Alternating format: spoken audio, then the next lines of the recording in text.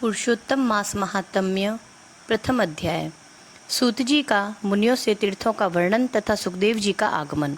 भक्तों को कल्पवृक्ष वृंदावन में लीला विनोद करने वाले वृंदावन बिहारी अद्भुत पुरुषोत्तम भगवान को मैं नमस्कार करता हूँ। नरों में श्रेष्ठ भगवान नर नारायण को नमस्कार कर माता सरस्वती तथा जगत गुरु व्यास जी को सत्कार्य में सफलता प्राप्त करने के निमित्त प्रणाम करता हूँ।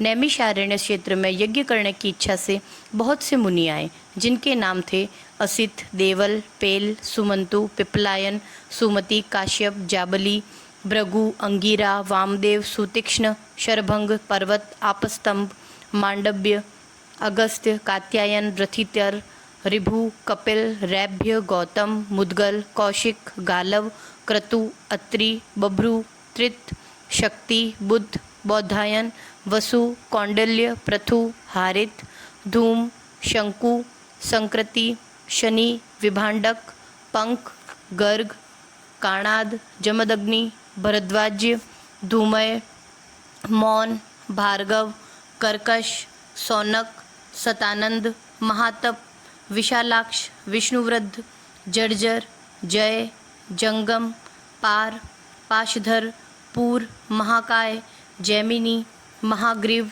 महाबाहु, महोदर, महाबल, उद्दालक, महासैन, आत्र, आम्लक प्रिय, ऊर्ध्वबाहु, ऊर्ध्वपाद, एकपाद, दुर्धर, उग्रशील, जलाशी, पिंगल, अत्रि, ऋभु, शांडिर, करुण, काल, कैवल्य, कलाधर, श्वेतबाहु, रोमपाद, कद्रु, कालाग्नि, रुद्रग, श्वेताश्वतर, आद्य, शरभंग, प्रतिशर्वा आदि ब्रह्मिष्ठ और वेद पाठी ऋषिगण अपने शिष्यों सहित लोक कल्याण करने के विचार से एकत्रित हुए, क्योंकि ये सदैव परोपकार में लगे रहकर वेदानुकूल कर्म करते हुए दूसरों के हित में संलग्न रहते थे।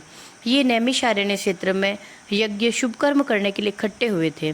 इधर सूत जी भी तीर्थों का भ्रमण करते हुए अपने शिष्यों के साथ आ पहुँचे। वहाँ सूत जी ने संसार सागर से पार उतरने वाले समस्त ऋषिगणों का दर्शन किया और शिष्यों सहित सबको नमस्कार करके सूत जी आनंद मग्न हो गए।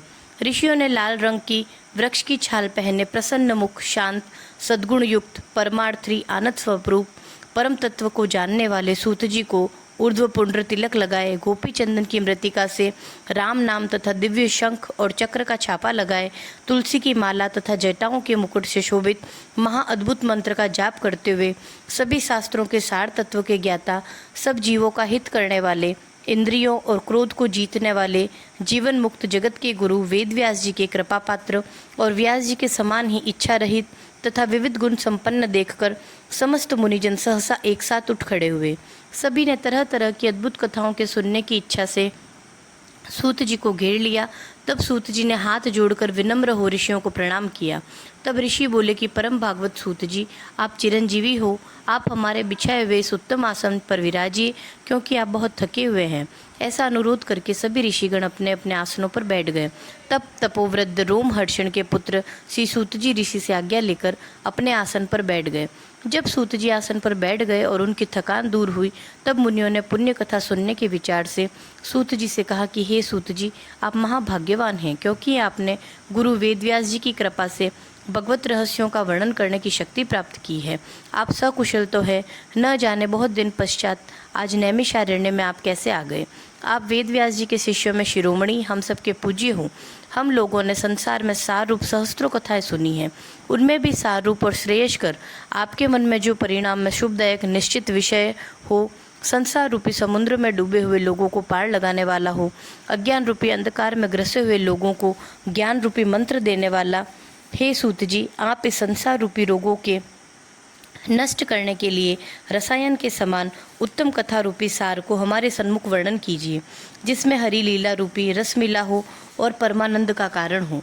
ऋषियों के ऐसे वचन सुनकर सूत जी हाथ जोड़कर आदर करते हुए बोले कि हे मुनिजनों, आप सभी मेरा मनोहारी उपाख्यान सुनिए। मैं पहले पुष्कर नाम के तीर्थ को गया, वहाँ स्नान करके देवताओं, ऋषियों और पितरों को तर्पण आदि से तृप्त किया। इसके पश्चात जन्म मरण आदि सभी बंधन विनाशिनी यमुना के तट पर गया। वहाँ से क्रमानुसार अन्य तीर्थों में होता हुआ गंगा जी के तट पर आया। फिर काशी होकर गया पहुँचा, वहाँ पितरों का श्राद्ध किया। त्रिवेणी और कृष्णा होकर गंडकी में स्नान करता हुआ पुलह मुनि के आश्रम में गया। फिर धेनुमती में स्नान करके सरस्वती के किनारे 3 दिन तक उपवास करके गोदावरी में पहुंचा। फिर कृतमाला, कावेरी, निर्वंध्या, ताम्रपर्णी, ताप्ती, वेहायसी, नंदा, नर्मदा और शर्मदा में स्नान करके चर्मणवती होता हुआ सेतुबंध रामेश्वरम गया। वहां से बद्रिकाश्रम धाम पहुंचा। वहां नारायण का दर्शन कर तपस्वियों को नमस्कार करके फिर नारायण की स्तुति कर सिद्ध क्षेत्र आया। इन सभी तीर्थों में भ्रमण करते हुए कुरुक्षेत्र गया। वहां से जांगल देश होता हुआ मैं हस्तिनापुर पहुंचा। वहां पर मैंने सुना कि महापुण्यवान राजा परीक्षित बहुत से ऋषियों के साथ गंगा जी को जा रहे हैं। उनमें अनेकों सिद्ध योगी और महामुनि सिद्ध थे। कोई निराहारी, तो कोई केवल वायु भक्षण करने वाला, तो कोई पत्तों को खाकर रहने वाला, तो कोई श्वास के बल पर ही जीने वाला, तो कोई फलाहारी, कोई फैन का आहार करता था। हे विप्रो, उस समाज में कुछ पूछने की कामना से भी मैं वहाँ गया कि वहीं भगवान मुनिराज व्यास जी के पुत्र महातेजस्वी श्री सुखदेव जी आ पहुँचे, जिनका मन भागवत श्री कृष्ण के चरण कमलों में लगा हुआ था। उनकी 16 वर्ष की आयु थी। शंख के समान कंठ, लंबे और चिकने केसों से घिरा हुआ मुख, शक्तिवान कंधे, चमकती हुई कांति, अवधूत वेश, ब्रह्म स्वरूप बालकों से गिरे हुए थे जो उन पर थूक रहे थे। स्त्रियां धूल फेंक रही थी जैसे भिनभिनाती मक्खियों से गिरा हुआ हाथी। ऐसे महामुनि सुखदेव जी को धूल से सने देखकर समस्त मुनिगण एक साथ उठकर हाथ जोड़कर खड़े हो गए। इस प्रकार बड़े बड़े महर्षियों द्वारा उन्हें पूजित देखकर परेशान करने वाले स्त्री और बालक दूर से ही पश्चाताप करते हुए उनको प्रणाम कर क्षमा याचना करते हुए पछताते हुए अपने अपने घर पर चले गए। तब मुनियों द्वारा बिछाए गए कमल चक्र जैसे ऊंचे श्रेष्ठ आसन पर श्री सुखदेव जी विराजे। वहां व्यास पुत्र ज्ञान रूपी महासागर सुखदेव जी ऋषियों द्वारा पूजे गए। ऐसे शोभा पाने लगी जैसे कि तारागणों के मध्य में चंद्रमा।